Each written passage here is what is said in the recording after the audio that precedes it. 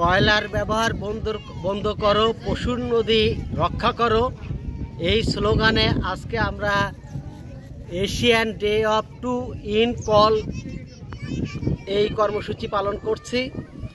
আজকে সারা এশিয়ায় এই কর্মসূচি Asian day of action to end coal কর্মসূচি পালিত হচ্ছে। কয়লা এটি একটা ময়লা এবং কয়লা জ্বালানি, সেটি আমাদের দেশের পরিবেশের ক্ষতি করে, আমাদের দেশের জলবায়ু ক্ষতি করে, জনস্বাস্থ্য ও সামাজিক পরিস্থিতি ক্ষতি করে।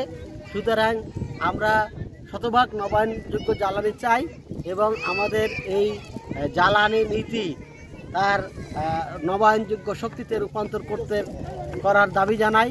সেই লক্ষ্যে আমরা এই কর্মসূচি এখানে পালন করছি। আমরা আমাদের কয়লা ভিত্তিক যে রামপাল বিদ্যুৎ কেন্দ্র সেটি বন্ধ করার আহ্বান জানাই এবং আমরা সুন্দরবনের প্রাণ এই পশুর নদীকে রক্ষা করার দাবি জানাই, সুন্দরবনকে রক্ষা করার দাবি জানাই। সে কারণে আমরা এই কয়লা ভিত্তিক বিদ্যুৎ কোম্পানি রামপাল বিদ্যুৎ কেন্দ্র বন্ধের দাবি জানাই।